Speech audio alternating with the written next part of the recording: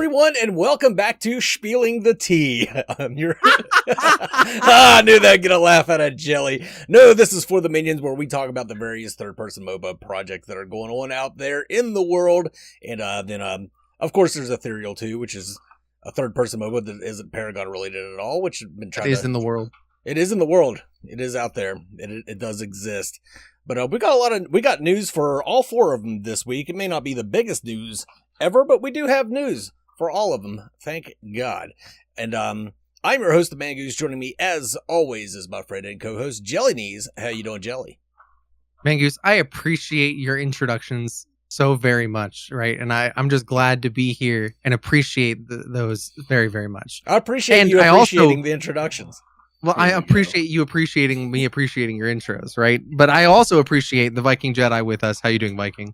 I am doing really well. Thank you so much. I'm happy to be back in friendly waters, here on the FTM. I feel like I've spent the last week or so having to defend the show and ourselves from the bombardment of the other communities that cover similar content. No, but Bearded Wolverine, we're talking about you. Okay, it was honestly a pleasure being on those shows, and it was really cool getting to have that conversation on your stream, Jelly. Hopefully, we get to see you live again shortly. But no, it was a lot of fun this week. There's been a lot of drama, so I'm excited to jump into it.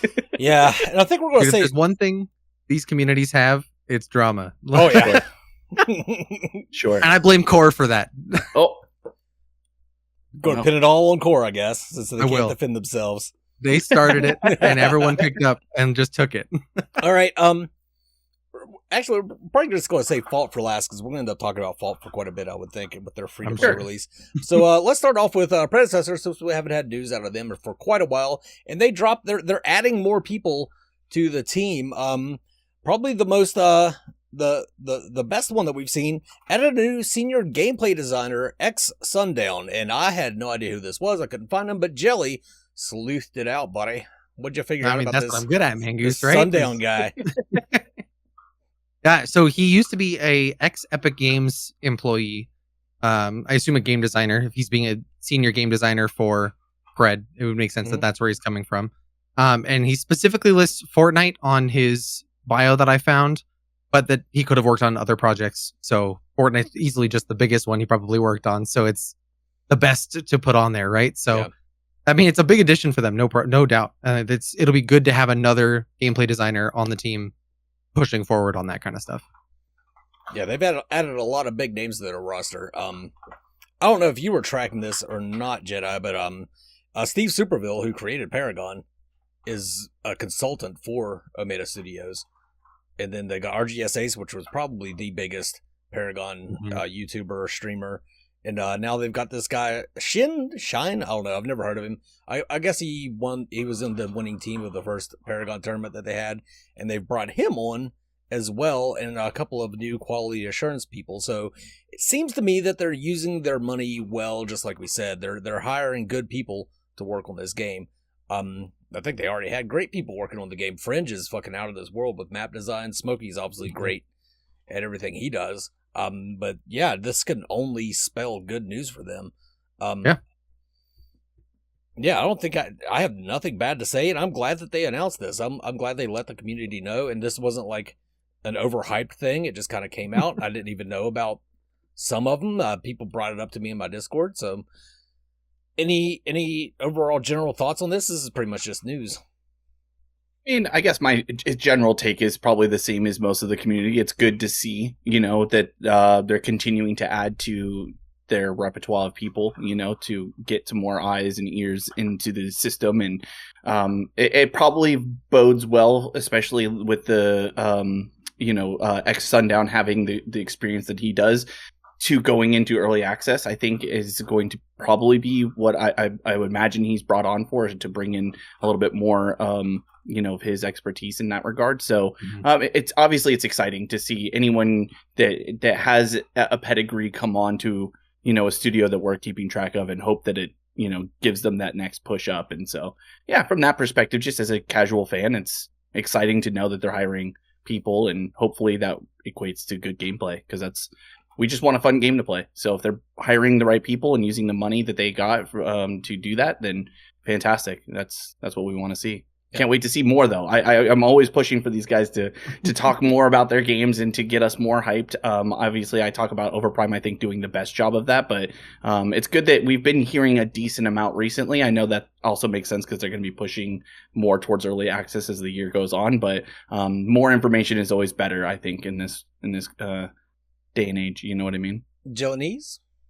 I think, yeah, absolutely. It's a good thing to bring both of these guys on. I guess the only caution, I guess I would say, it's not a bad thing, but the only caution I would have is bringing in professional players does not mean your game is balanced well. Yeah. And they've had a problem with balance in the past. And balancing from the top does not mean the bottom is balanced by any stretch of the imagination. Sure. And if anything, we've seen that in Predecessor thus far, is that in really well coordinated play, the game is probably fairly balanced because there is counter picks and counter play and all that. But when you get into uncoordinated play, that it's a fiesta. And so I would hope to see, in addition to the top level being balanced, you also see that lower level being balanced, and then kind of keeping both in mind going into early access. Well, so is this a name, Felix Shin? Is that a name you're familiar with? Because he was in the competitive scene. Do you know if he was at the same time that you were? It sounds familiar, but past that, I couldn't tell you. I paid zero attention to Paragon's competitive scene back. Same, but Jelly was part of it, so I figured out. At least I only really remember like this small group that I interacted with on a regular basis. Sure. Right? It's been 6 years, 7 years at this point. So yeah, no, I mean, I do want to say I kind of echo that same, caution because like. And this is something I know we're not going into Fault, but something that we've talked a lot about with Fault recently is it's like we want a competitive game, absolutely, and we want there to be an idea that a pro play can be feasible, but without a casual base to build off of, you're not going to have a real competitive atmosphere. It's not going to be realistically attractive to people to engage in. So while I'm glad that they have somebody who has that experience, I'm hoping that it's not going to push the game into a place where, again, it's only the hardcore will survive. You can't play this game if you're new or if you're inexperienced in this kind of genre, because to me that just funnels too much and it makes the game almost unplayable for the masses, which is not what I want. I mean, regardless of their business success, I don't want to play in a game that's just feast or famine style. It's just not my style of game that I want to support. So I hope that's not the case. Just like Jelly said, I kind of hope that it means that they're just going to add in somebody who knows a little bit more about, the feel of the game. You know what I mean? Just being a gamer in general, having maybe his insights and stuff like that. Maybe he brings something else that we're just not aware of because we don't really know him that well. But if you're watching, Shin, let us know. What are you going to do?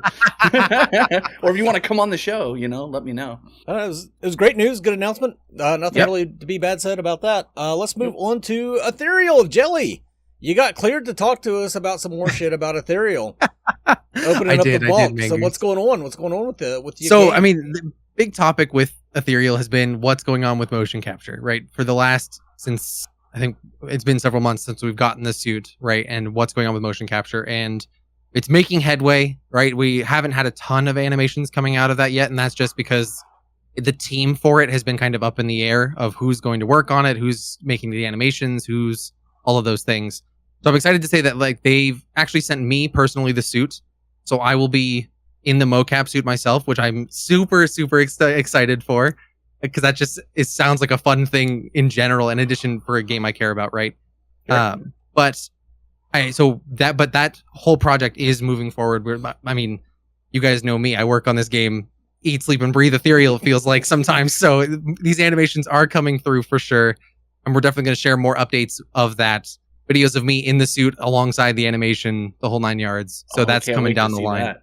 Oh, I know. It's going to be terrible. It's going to be terrible. Jelly's going to break his leg jumping off his house trying to capture Leah animations. Oh, boy. Superhero landings, right? The whole 9 yards. If there's a new myth in the making that, it requires a dad bod, you just let me know. I'll strap into that thing, Yeah, no, that's going to be amazing to see. just for the memes alone, I think it'll be amazing to see. But it'll be cool to see what comes of it from the. Yeah, and I know you guys know a little bit of my background, right? But for the community at large that's listening to this, I am a theater background. I've been in production's basically my entire life, right? So acting is very, very much a part of who I am. And I also have close friends that are weapon experts, that they've actually qualified as weapon experts, that have agreed to kind of help me either build makeshift weapons or let me borrow weapons to use as props while I'm doing this. Oh, nice. So something like Talos's axe, for instance, right? If I make some kind of makeshift Talos axe, that I can get that weight and feeling down in the actual animations themselves and get feedback from an expert that would say, no, you wouldn't use it like that. You would do this instead, or whatever the thing is. So between my experience acting and their experience with weapons, I think these animations are really going to start coming through, and you're going to feel a lot of that more authenticity in these characters from them as well. So I'm super, super jazzed for that. That's awesome. Talos especially, like, I don't know how to use a giant axe, and I'm pretty sure that wouldn't be feasible for actual use in real life. But I'm pretty sure you wouldn't just put it on your shoulder and then all of a sudden, kink. Ah, yeah. Kink. just one-handed swing it like that, but shows what you know, Mangoose. Yeah, right. Gosh. Like logic and physics. Come on, this is video games. That is great news. Like we've said it a million times, Ethereal's biggest downfall is the animations. Like the map looks good, the character models look good. I mean, that's subjective. Some people don't like them, but I fucking love them personally. And like the game is just fun as hell. The abilities are really cool, but those animations just make everything. They just undermine everything and make everything look juvenile. So if you guys can get that shit fixed, it'll be awesome. And it's gonna be a process, but I'm excited for it. Right? Like I even like acquired a treadmill, so I can do running animations on the treadmill. Like it's gonna be a whole thing. Oh, yeah, get ready for videos of me on a treadmill. That'll be fun. Super great. Thank you. So glad. So this is going to be streamed for free, or is this something we have to go to the Patreon for? What's I think it's Jelly's OnlyFans is what we're going to have to. Yeah, seriously, have to watch it with. So someone close to the stream, when I told them that, said, "Oh, good, you're going to work out." Oh, I wonder who that was. Yeah, feels bad, doesn't it? I mean, shit. But yeah, it's super exciting. I'm excited to get that all off the ground more so than it already is and get those animations up to snuff. Did you guys have the dude that did the mocap for Kratos lined up? Wasn't that like an apology from the studio that didn't for taking so long? Yeah, so we do have some animations that are already done that he did for us. But it's not a ton. It's a pretty limited amount. Okay. But we do have some of those already as well. But then I'll be fleshing out the ones we don't have other than that. Oh, excellent. That's great news. Really, really happy to hear that. I'm sure you can't really estimate when those animations will be available in game and all that. I'm sure they'll be difficult to put in, but next week.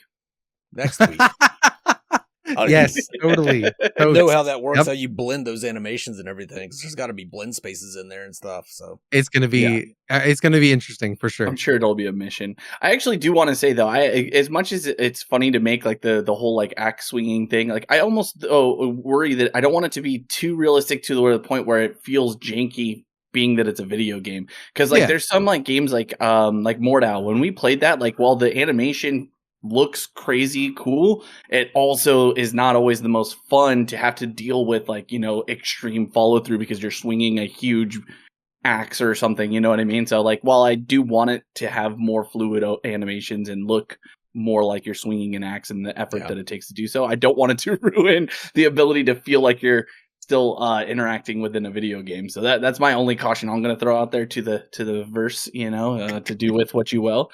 I mean, yeah. So it's definitely finding the sweet spot, right, where they look good and feel good is important, but still belong at the same time. Yeah. Right. So like you said, we're swinging a 50-pound axe. Let me just recover in 0.2 seconds and swing it again. Yeah. That's not realistic. But you do have to understand that it is a myth swinging the axe in the game. He's a mythical man. Yeah, I'm a myth now. Let's go. I was talking about Talos. I was talking about you. No, you're talking about me, man. It's cool. I get it. I can't wait to see you like trying to mimic what it'll be like with the attack speed, you know? So like, you know, are you going to be like... I'll have to do Malaya's little like strut that she does to get her walking animation. No. You leave that. No. We're gonna show that video. You can get somebody else for that. Exclusive there. You can get somebody else for that. Holy shit. Yeah. There's probably somebody in your life who'd probably do a better job at that. Nope. Than I'm the best. Okay, fair enough. All right. Well, Well, let's try and clear that image out of our heads. You know, there's the jelly knee simp right now who's like literally like mouth Salivating watering at the mouth. salivating. Yeah. Let's move on I see to you. Overprime. Not a lot of news out of Overprime, but they did release their OST, which sounds really good, and I'm glad they released it because it is really. It's just really cool of them to do that. A lot of games sell their fucking soundtracks on Steam and shit. It was nice to see them just releasing this music, and we already saw the interview a while back with their composer, who was like a famous game music composer, which that interview wasn't the greatest interview I've ever seen or anything, but it was still pretty cool, and the fruits of his labor are far more impressive than the story of how he got there, to tell you the truth. Yeah. I don't know. You guys have anything to say about this? It seems more like just, hey, good news, you know? Yeah, I mean, it's another one of those things where it's like it wasn't necessary, it wasn't needed coming from the Overprime guys, but cool nonetheless, right? Like, I mean, I know for us really like huge nerds, but a soundtrack to a game matters so much. I mean, it's like right up there with movie soundtracks, and so like if you've got a really nice, cool soundtrack that really matches the the images that you're trying to portray, it's intense. Like Elden Ring has some of the craziest music in a game I've ever experienced. Like, everybody knows, like, so I'm wearing like Mario and Zelda and some of those games, but like when you can capture emotion and intensity and all that stuff like Elden Ring did, where you're like, okay, I might need to take my headphones off. Like, this is too scary. It's like, like it's intense. So this, I think, matches really well what Overprime's trying to do with their soundtrack matching the game. I know. So it was cool to see, and it's fun to put on in the background and just listen to. So yeah, I liked it. Yeah, I mean, so Overprime's, we talked about it before, the soundtrack in the background of the game itself is insane. But when you drop that Orb Prime and you get those drums coming out there's not, dude, that feeling is just like, yeah, like, let's go. Right? That's hard to capture, right? Music is easy to be okay, hard to be great. Yeah. Right? And so I think they've definitely got good music and a good music team behind them to create that kind of stuff, and the soundtrack is no different than that. So yeah. I think it's great. Yep. Have you guys ever purchased an OST on like Steam or something? No. Only if it was part of a bundle that I was already purchasing. Oh, really? Yeah. Basically. I went out of my way to get the soundtrack for Undertale and Grease. I could see Undertale's. That makes sense, actually. Because that one's supposed to be pretty good. I mean, the game in general was good, but like, yeah. And all right, well, let's now move on to probably the meatiest topic of the night, which is Fault. It was a little bit delayed, but they finally got their epic release out there. They got the free-to-play release. Their numbers have gone up significantly. I was hoping to see a little bit more, but it's hard to tell with the numbers because with Steam, you have Steam charts, which tracks the concurrent players and all that. And but Epic doesn't have anything like that, and I think a lot of players are playing on Epic. So I'm thinking, like, with Steam, we're showing about 800 before even Epic came along. I'm guaranteeing that they brought in a couple, at least 1,500 new players, I would think, to this game. And we saw it. I'm so used to going into Fault and knowing exactly who I'm playing against and how to play against them, and how good they're going to be. No idea throughout the week as we've been playing. It's just been all kinds of new players, which is amazing to see for them. This is what they needed. We just need to see if they can capitalize on this and move forward and be better than they have been before. So start off with Jelly. I know you had a spiel for us. I do have a spiel, but I guess I'll put that closer to the end because I feel like that's going to be a much longer topic. Okay. We won't talk about some of the other things.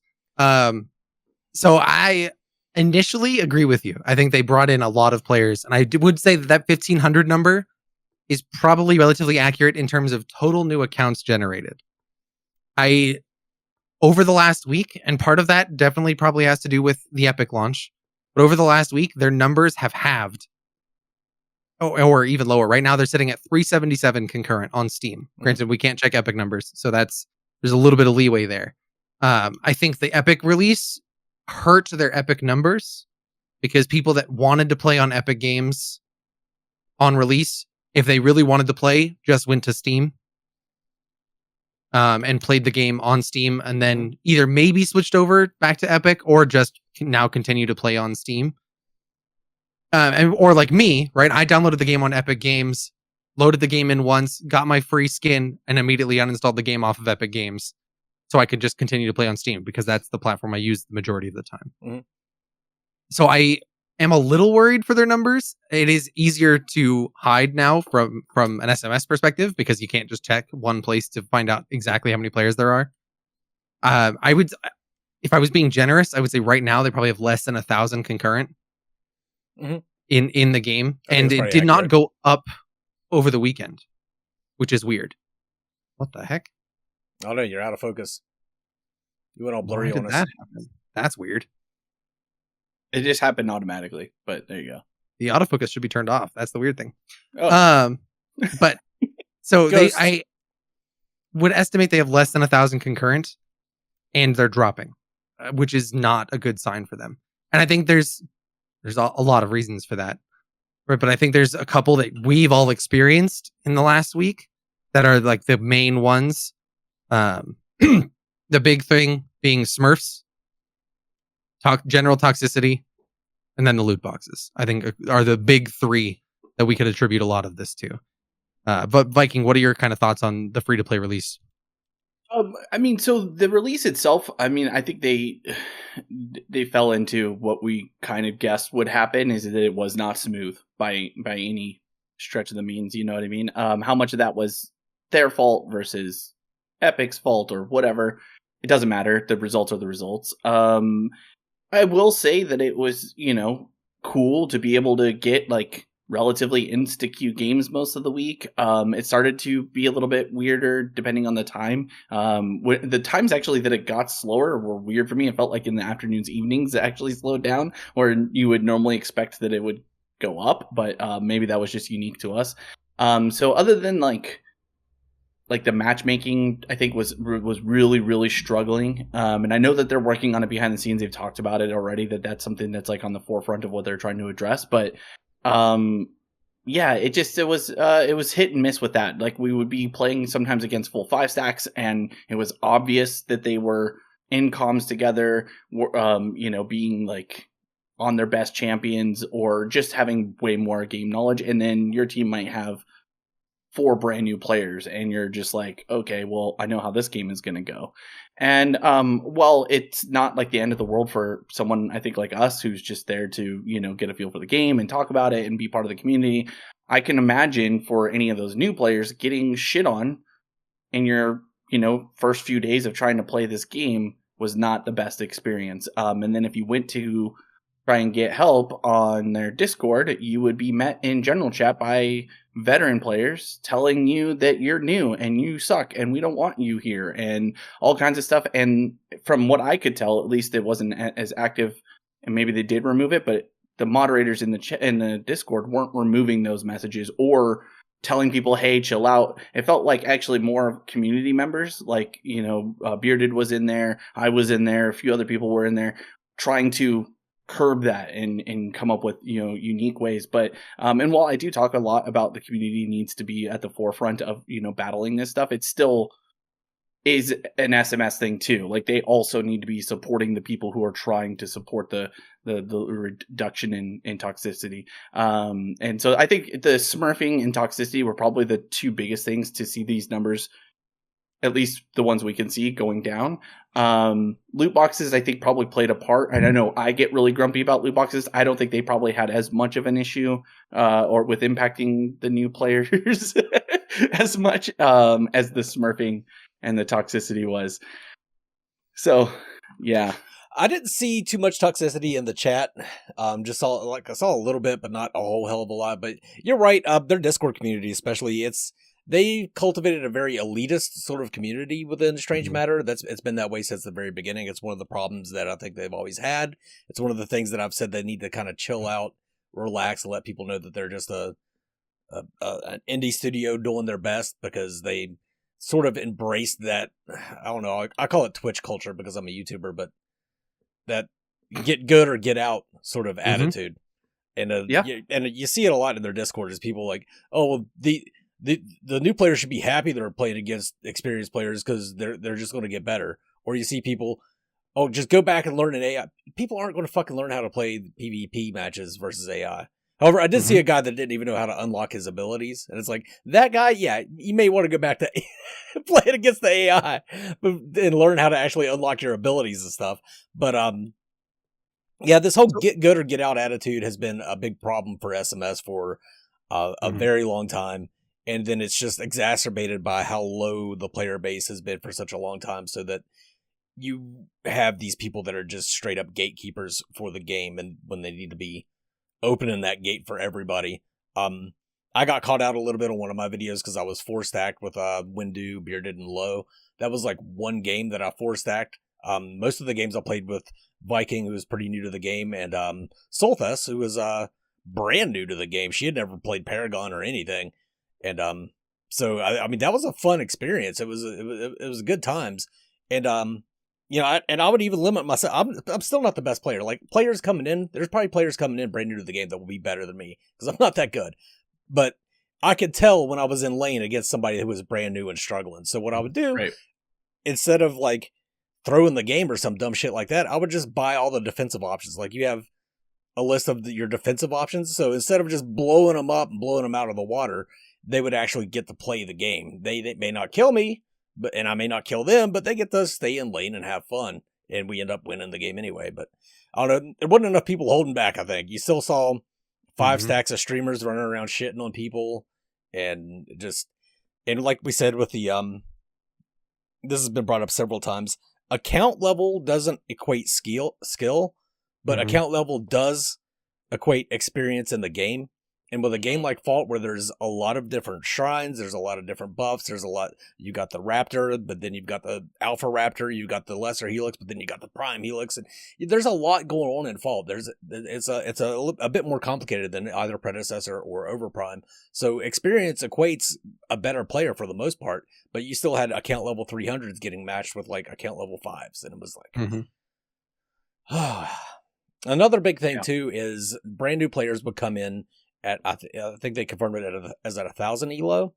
I was 870 coming into this, like, and I know I'm like way better than a vast majority of those brand new players coming in. So them being higher than me means they're going to get matched against me, and they should have started people as fucking 0 is what they should have done. So Mangus, did they remove that you have to play bot games before you can go into PvP? No, I don't know. There were some people that were in there that seemed before level 5. Yes, and that's why I saw several people. If you group with somebody that can do it, then you can get in. I thought with Solthus we couldn't do it because she wasn't level 5. Yeah, that's right. We couldn't do it. I don't know what the hell was going on there. Maybe with Epic for some reason. Maybe Solthus was a party leader at that time. I don't even know, man. I don't know. It could be either way. Regardless, if level 5 or not. I mean, if you're level 5 and you played against bots to begin with, you're still not going to be. You know what I mean. But the player that Mangus brought up that didn't know how to level his abilities, if he had to play a bot game, he either played the entire bot game without abilities. Or didn't play a bot game, and that's to me the more likely of the two is that he didn't play a bot game. Yeah, he went to the wrong lane too. At first, it was just weird. I can't understand why he went to the wrong lane. He went with we had an awfully Narbash that match, so he just auto went with Narbash. But I was playing support Rick. Yeah, I don't know. Either way, I don't. There's a lot of other issues, I think, than that one guy not knowing what he was doing, right? Yeah. And I do want to point out, because I don't want this to entirely be like, SMS sucks and Fault is bad. I do want to say that, like, in the games that we played this week, vast majority of them, the game itself felt good. So the patch that they put together, while not as beefy as I think most of us in the community wanted, it still fixed a lot of the issues that we saw leading into the free-to-play patch. And so, and I know they hotfixed a couple things, which is also really good to see. But yeah, the game overall felt good. Now, I did start running it purely through DirectX 11. If I didn't do that, I would still get those weird, light cracks or whatever coming through. Didn't end the game, but it did fuck with my FPS a little bit. And other people were reporting that they sometimes ran better on Epic, others saying they run better on Steam. So I think it really is dependent on your machine and the settings that you maybe play with. So that's something that I think people should take a look at. But I would say overall gameplay felt pretty good. And even when we were playing with Solthis, she was, commenting because she's played like League of Legends and some other types of games. So she's not like a completely not a gamer at all. She's done stuff like this. She was talking about how, some of the stuff, the quality of life things for new players were actually pretty helpful. Like she was at least like, oh, if I don't know what to build, at least I've got something telling me you're not going to fuck up by building this. And, she liked the jungle. So she was trying the jungle path. So she was happy to see that it pointed her directly where she needed to go for her first buff. And so those kinds of things I think helped a little bit with some of the new players. But overall, I think the games, other than when you're getting pooped on by other people, felt pretty good, at least from a gameplay perspective.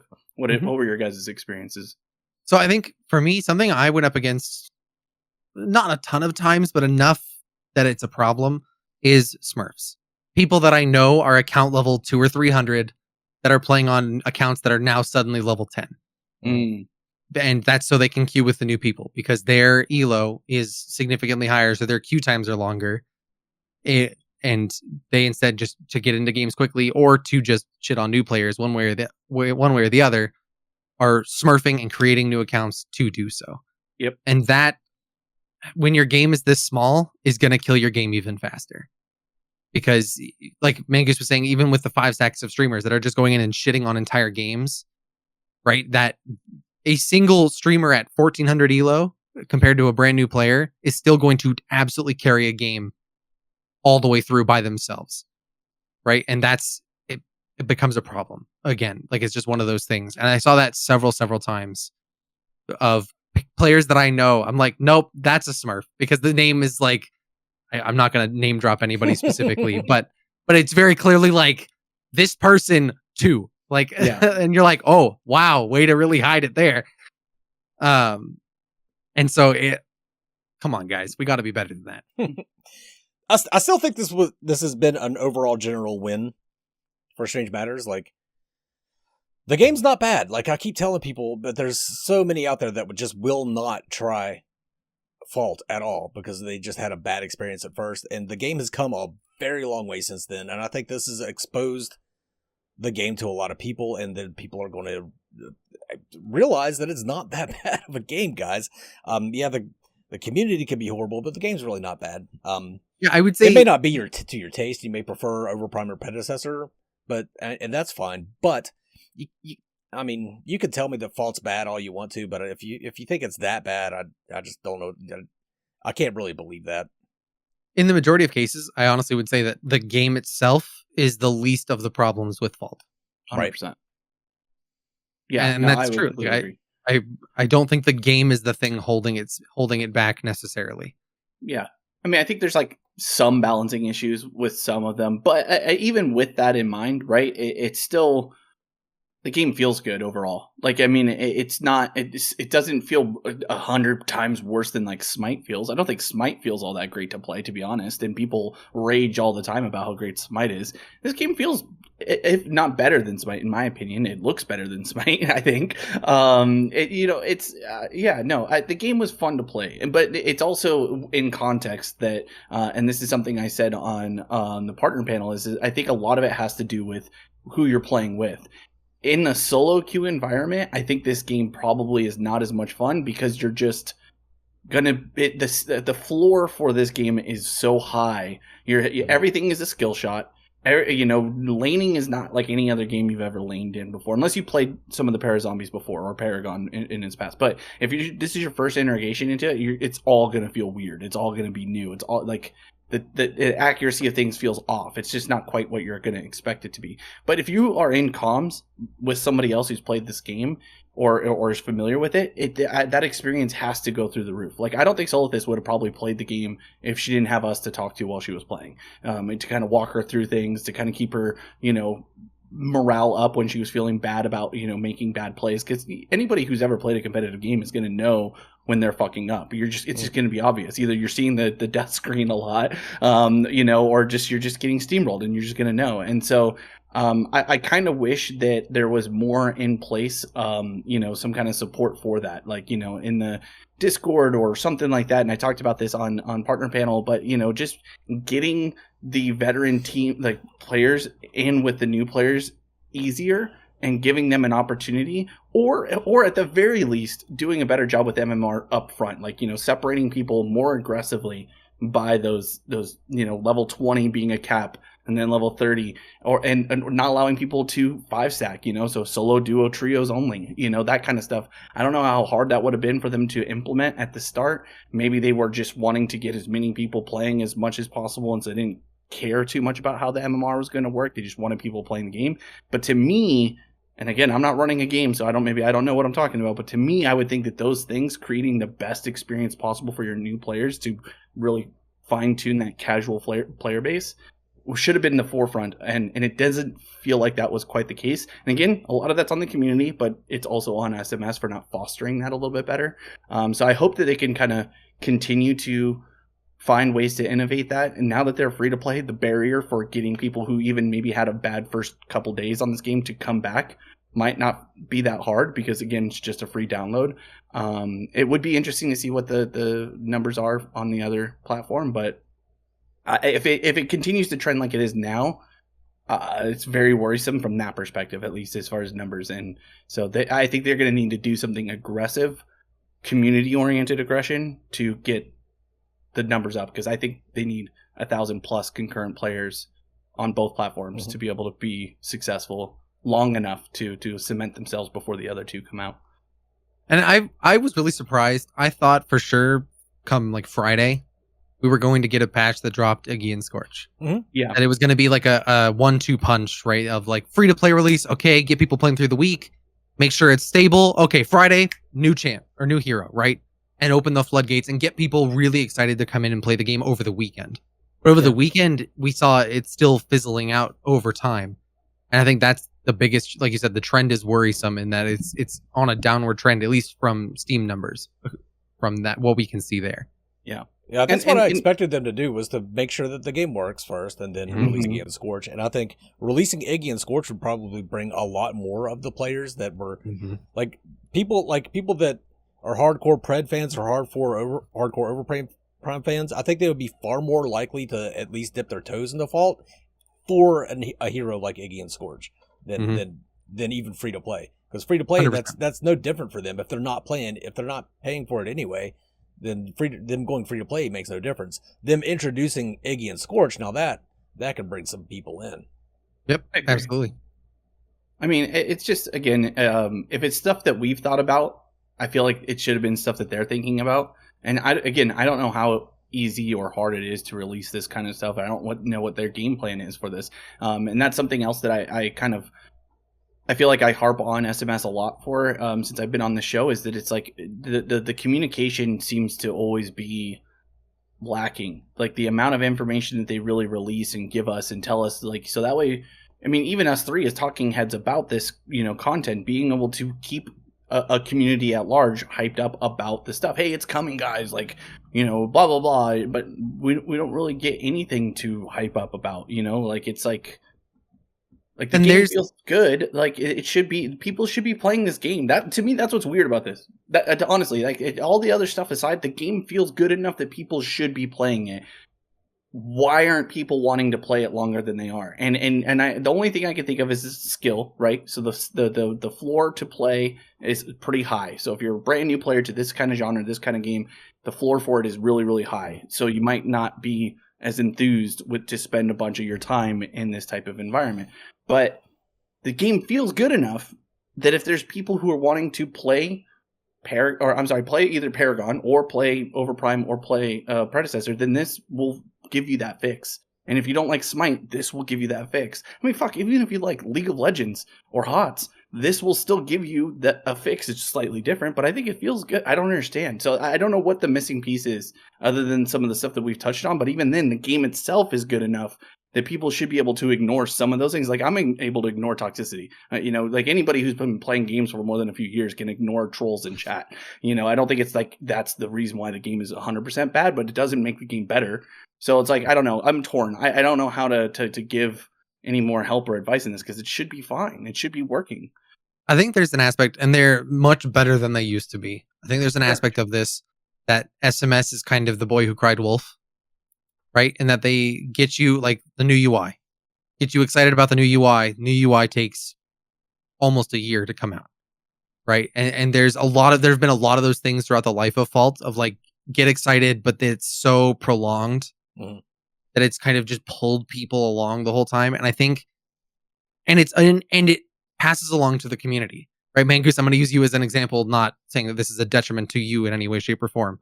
But when Mangoose says, guys, the game's good now, right? Go out, play Fault, right? Let's patch 13 came out, new UI, new map, or updated map. Go out, play the game. They go out, play the game. Optimization drops off a cliff the next patch, burns people out. Mangoose then 3 patches later, okay, optimization is back up again, guys. Like, good job, go play the game. Go out and get there. A patch later, optimization drops off a cliff, right? And so it's the game gets good and then gets worse, and then gets good and then gets worse. And it's this yo-yo boy who cried wolf effect that I think has just burned a lot of people out. And there's an aspect that it burned me out that every time it was like, okay, I get it. Like I'm rooting for you guys, but every time I root for you, like Mangu said last week, right? It's the friend that you know is a good guy, right? But you take him to the friend's house and want to piss in the fridge and hit on his wife, right? Yeah, hey, you got it. Right, and that's what it feels like. And such a specific reference. Like I want to know that story. And I think that's part of it. And I think the loot boxes, aside from how we feel about loot boxes, I think just generally loot boxes were another one of those things that it was like games going free to play. Here's loot boxes, and it's like, wow, hang on, like wait a second, like it's just a weird. Beard called us out on that for being a lot more harsh with Fault for loot boxes than Overprime, but I mean, and I went back and I found several instances where Strange Matter said that they wouldn't have loot boxes, so I was not expecting loot boxes in Strange Matter. And like you just said, I've been trying to get people to play Fault because I think the game is really good and I really like the studio, but whenever I try and get people to play Fault, they make me look like an asshole by having these optimization issues. And this time, it was the perfect opportunity for me to finally get people to play Fault. Hey, it's free to play, guys. But then they make me look like an asshole by introducing loot boxes when they said they wouldn't have loot boxes. And then the other reason too, I don't know, I was so fucking drunk by the end of the partner panel and we covered it at the end. Like another thing is like Overprime was bought by Netmarble. So I've been telling people all along, hey, largest mobile gaming company in South Korea, there's probably going to be some pretty fucking predatory stuff, predatory microtransactions and shit. Right. Like it's going to be in Overprime. Like I've been telling people that from the beginning. So when it happens, it's like, hey, it's like I told you, you know, and I don't feel like an asshole because I prepared you for that news. There was nothing that I could have done to prepare people for the introduction of loot boxes default. And that's that's the main thing that upset me. To Bearded's credit, I think we should have been harder on both. We should have been harder on Overprime. 100%. Yes. Right, that I will agree that we were, especially last week, we were harder on Fault than we were on Overprime, but mentioned that they both have loot boxes. And there can be personal reasons why we reacted harder to one over the other, but I wanted to get that out there that I do agree that should be more even theoretically going forward. Viking, I'll let you get your thoughts out and then I will go on my spiel because I have been waiting for this spiel for a week now. So yeah, no, I mean, I don't have a whole lot to say. I mean, I did get a chance to kind of say a similar thing on the partner panel, and so I'll reiterate it here. I despise loot boxes. I think as a whole, I despise loot boxes. I really, really loathe and hate loot boxes that have a cash purchase available to them. So when I know with Overprime, they had them in the test and all that stuff. The only defending thing I give them is we don't know how they're going to be implemented yet. We have our assumptions, and our assumptions are probably correct that they are going to be paid for loot boxes, and I fucking hate that. I really do. It's something that actually, in a lot of game situations, puts me off on whether or not I want to play the game because I despise it that much. I really, really, really take issue with it. I think I've been actually more okay with some of that stuff because of you guys, because I've been playing games with you guys and I don't want to miss out on that opportunity to game with buddies and do all that stuff just because of my moral stance on something. So instead, what I felt like was the right thing to do was to, orate it as best as I could with the voice that you guys have given me on the show. And so I think with Fault especially, again, I think it was just the caught off guard part. We talked about it leading up to them going to free to play. We kind of talked about like, if they go free to play, what are we going to look at for monetization? And we had all of our own ideas and theories, and we were kind of like not sure what they would do. Loot boxes was never in that conversation. So for me, I was more just like, oh, fuck, what? Why that? And I was upset. I was upset more because I just hated it to begin with. But going into Overprime, I already knew there was loot boxes. When I logged in, the first thing I think I said, we weren't on this show, so people didn't get to hear it. I was like, they have fucking loot boxes in this game? I was mad. I remember being mad. I was like, God, dude. And Jelly was like, yeah, right now they're, just, I think, testing it out, and it's all free. Like, you earn it over the course of whatever. And I was like, still mad about it. And even while I was testing it, I was like, this is garbage. I hate this whole thing. It's still a better loot box system than the one that Fault put in. Like, as much as I hated that, I hate the Fault's loot box system even more. Now, I know that they've heard the feedback, right? That's what they said. We're hearing your feedback. We're gonna adjust some stuff. I don't know what they're gonna adjust. I hope they do. I hope they figure it out. We know that they need to monetize. Like, that's the other thing I've been talking to these guys about. I understand they need to make money. Some people in the Discord and in Bearded's chat were like, oh, I want more stuff for free and blah, blah, blah. I'm not trying to be a part of that crowd. I'm not saying that we should be getting more things for free. It's a free to play game. You don't need any more free stuff, in my opinion. You've got the game for free. So enjoy the game with no skins, or buy your skins, or participate in the monetization so that way the game can keep operating. If you don't want to participate in it, then just don't have any skins. Sucks to suck.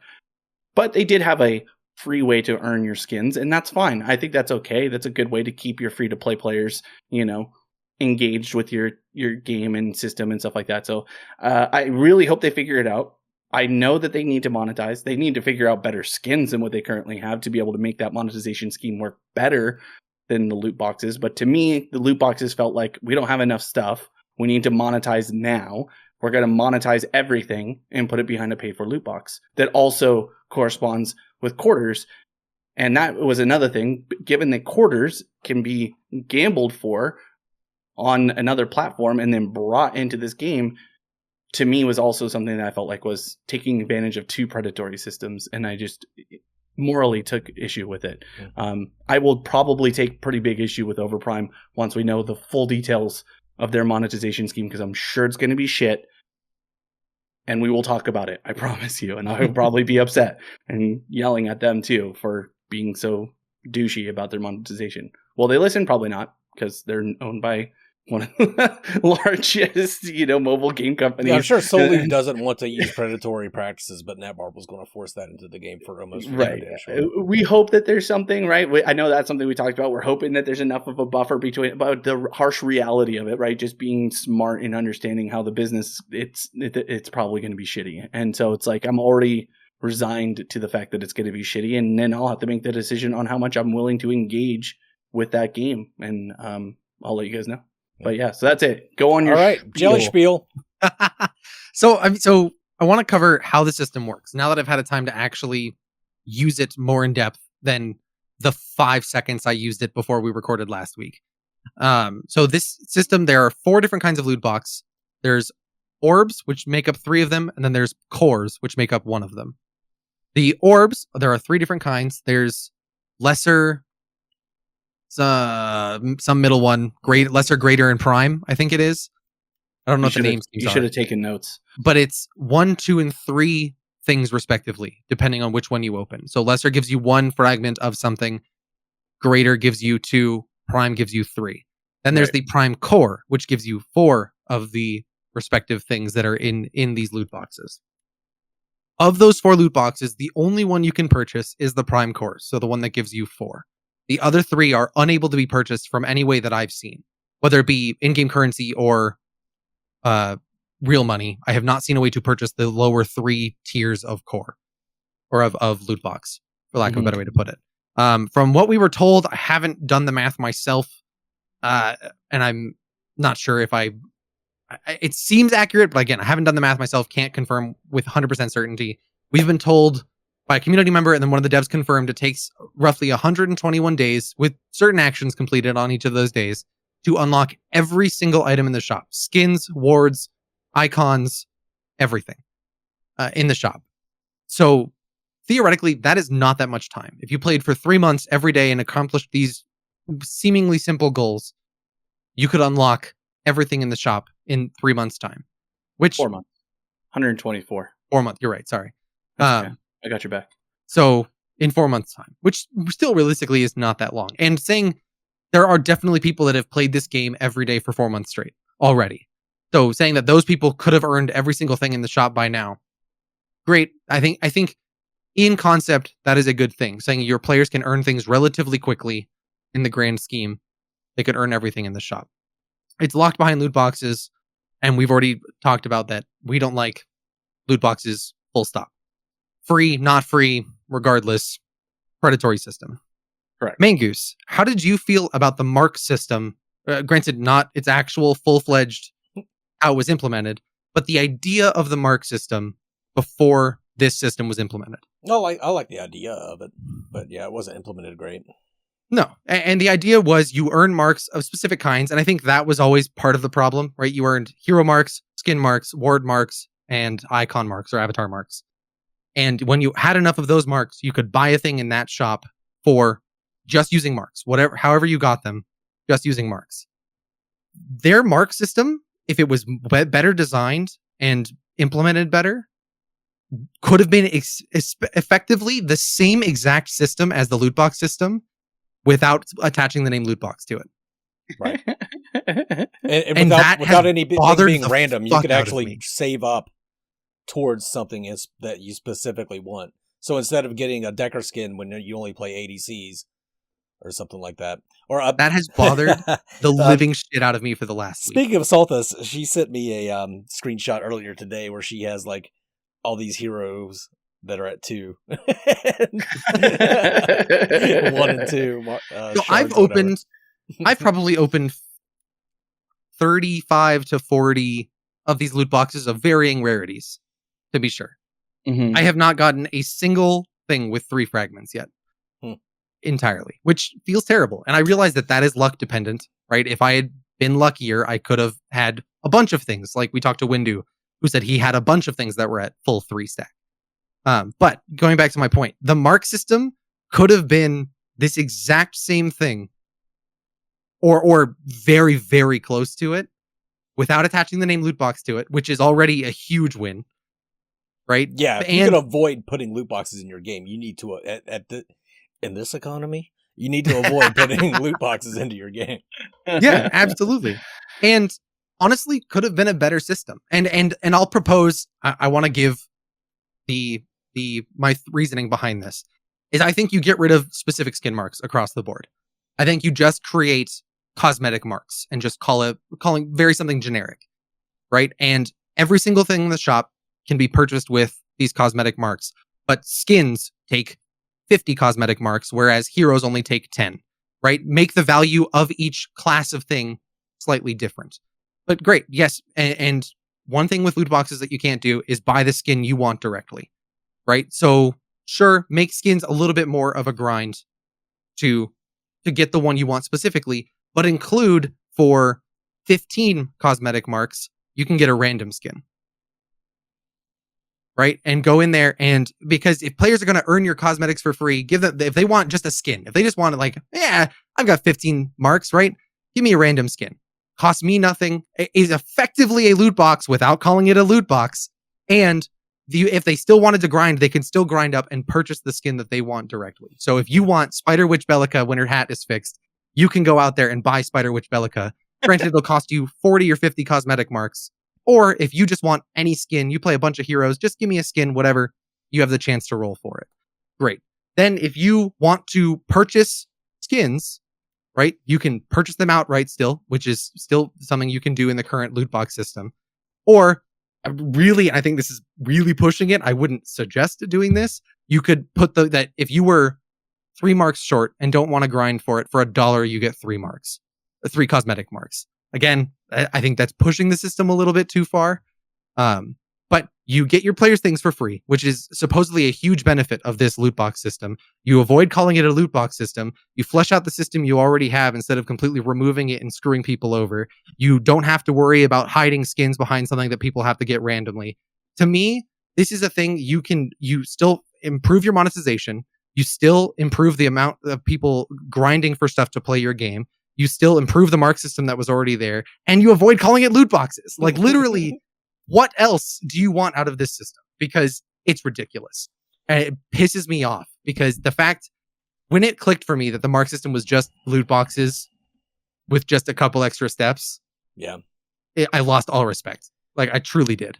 Well, even with what you said with the just having like maybe only 2 more marks to go, it's the sunk cost fallacy is what loot box really take advantage of, and that's what we're getting here. You get like you're sitting at 2 fragments for like 5 different skins. You're like, well, if I just buy a couple of these prime cores, surely with 5 of them at tier 2 at having 2 shards, I'll get that 3rd shard for at least one of them, Mm-hmm. And then you don't get it, but you do get to, that's what we don't like about this entire loot box system. The thing that really bothers me about this loot box system, aside from the system itself, is people trying to say that this is a good thing for players. People trying to be like, well, you should be happy you're earning things for free faster. No, that's a cop-out. That's you trying to sell me on something predatory, right? That is not a solution to the problem. Just because I'm getting free stuff. I got free stuff beforehand. So if I'm getting free stuff either way, that's not a logical reasoning for this. Yep. And that to me is why the mark system should have been improved upon rather than just developing a loot box system instead. Well, and the bones were there for the mark system. They just had to do a little bit of work to make it prettier and make it function better. And it would have been fine. For instance, like I, at level 38 or whatever I was prior to the monetization change, had received 0 skin marks. Mangus, did you ever receive any skin marks? I guess you may not know, but yeah, I didn't. I wasn't always a fault partner. That's true. But did you receive skin marks at all, or rarely? So I like at first when you first start leveling, you earn skin marks, but after that, like I don't know, something's wrong with their system or whatever, and you just didn't. And they never fixed it. They never fleshed it out. Right? You got a bunch of fucking ward marks, which nobody gives a shit about. Yeah, you could do a similar system that they're doing now, right? Where they give you loot boxes for weeklies, dailies, playing your first game, and winning your first game of the day, right? You could give cosmetic marks the same way, and again, adjust the prices to make it make sense. And you would avoid, at bare minimum, you would avoid calling things loot boxes. And I think that by itself is so beneficial for them because people they hear loot box and it turns them off. Yeah. Just plain and simple. Yeah. Game aside. There you go. That's my spiel. I like your spiel. Spiel complete. I mean, again, we talked about it as like, it needs monetization of some kind, right? Like, but I again agree with having a system in which people can earn things for free.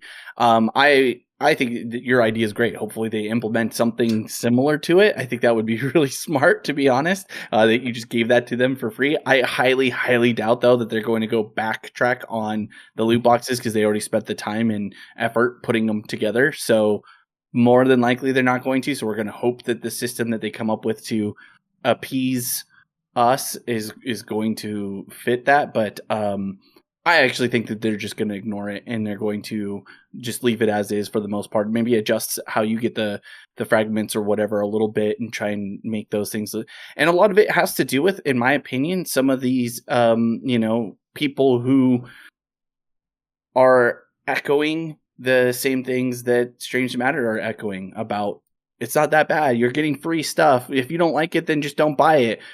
That to me is the worst idea about all this. Like I hate that line of thinking because it's not about the people who are going to critically think and not buy the stuff. Like Bearded said, for example, he's like, "Oh, I'm not going to buy any loot boxes." I'm not gonna. I wasn't playing. I don't buy skins. I don't do that. It's just me. Well, you're not who they're marketing towards. You're not the person that they want. So if you're not going to interact with it, then you're actually hurting the game more, to be honest. Like, you talk about how much you love this game. And I said the same thing to him on the partner panel. I was like, they need people who are going to interact with the system. So by choosing a system that is gambling related and plays on the same ideas that send off those sparks of people who become addicted to gambling, and the people who are most going to be affected by this are people who have addiction issues or kids who are easily preyed upon with these monetization schemes.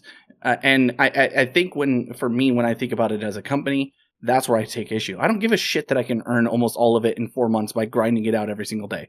That's not at the point. The point is that you as a business morally said, we are okay with making money in this gross way. And so for that, I'm upset. That's what I'm upset about. And I think people misunderstood that I wanted more things for free. I don't care about getting stuff for free. I have disposable income. If I just want to buy stuff, I'll just buy it. I don't give a shit. Now, I don't really think a lot of their skins are worth me just throwing money at personally, but that's okay. I'll play their game. I'll interact and do all this stuff. But yeah, I think any system that would have probably been better than just going to me, one of the most predatory. I mean, the only thing, and the other thing that was really bothering me was like, well, it's not pay to win, so it's not like a that bad of a loot box. Again, not the point, whether it's pay to win. Yes, pay to win loot boxes are also bad. Ooh, you got me there. Yeah, those things are really bad. I don't know, man. It was just so weird to me. And then I said the same thing on the partner panel, and I called out the guys who are partners. It really bothers me when you don't have to interact with the system, and you're going to go and tell other people that the system that they have to interact in isn't that big of a deal. So if they're a partner in this game, and they're not like Mangoose, who raised his hand, and from what I understand, almost nobody did. I think you were like the only one who really came forward and said, I really don't like this. If all the other partners are then talking to the community that they're engaging in and downplaying the effect of this system, that also bothers me. So, I mean, time will tell at this point. And this is my final thoughts on Vault, and you guys can take over. They're on a time clock to me. This is a short. I don't know what their IDs are. I don't know. They never talk about the other pair of zombies that are coming out, but we know they are. They're coming out. They're going to come out probably sometime in the holiday season. So that's your time frame to know that these guys are either coming into early access or early access and then full release in that time frame, right? That's the goals that they've set for themselves. Predecessor and Overprime are coming. If you're a business in Vault, you need to capture as much of that market before those games come out, because people are going to leave your game when those games first come out. They're absolutely going to go and try them out, especially if they're free to play. They're going to try them out. If they have a better time in that game, if all of the systems, including their shitty predatory loot boxes in Overprime, are better than yours, they're going to go there. Their skins look better. Well, and so I don't know. That's my final spiel on the thing. We need to start closing it out, but I will say that like you said, Vault has a very small player base, and the 200 people that there's like 200 people playing Vault. That's who's watching the streams. So and they already have everything because they've been playing long enough that they just unlocked everything automatically with the automatic loot boxes that they got. So of course they're not going to complain about the loot boxes. So you need to kind of take that into consideration. But I think my big epiphany for tonight is this has nothing related to do with loot boxes, but I thought of this earlier is SMS needs to realize that competitive gameplay doesn't that complicated gameplay does not equal competitive gameplay, and it sure as fuck doesn't equal fun gameplay. So take that into account when you're trying to get new players and all that stuff in. But anyway, that's going to about wrap it up for tonight. I have one more comment real quick. Okay, real quick. Something, and it's part, I guess, attached to the end of my spiel. Something I realized this last week is when I first downloaded and played Vault when it first came out, their mark system was exciting for me. That I went in and was like, wow, like they have a secondary currency that I can earn for free. I can buy heroes with, I can buy avatars, I can buy wards, right? That's super cool. And then when you played more, right, you realize that the grind for those things is a little insane.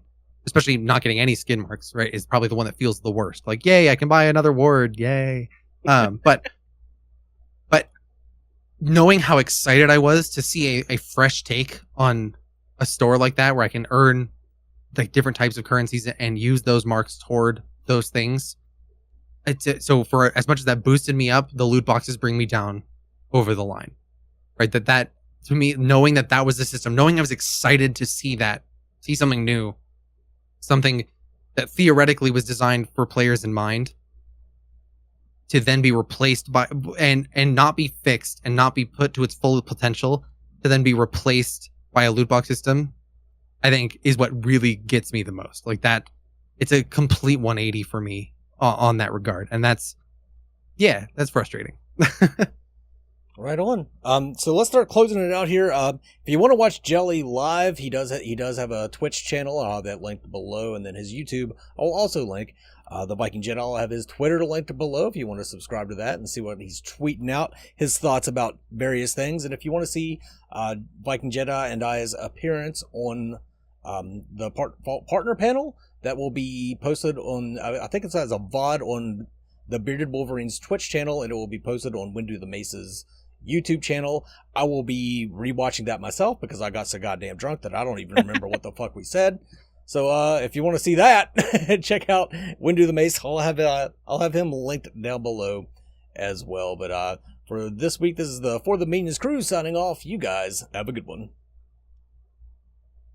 Mangoose. Special shout out to channel members I, Bloodhunter, Jelly Knees, Meow Mix for Men, Stunt, Raven, and Blastoise King.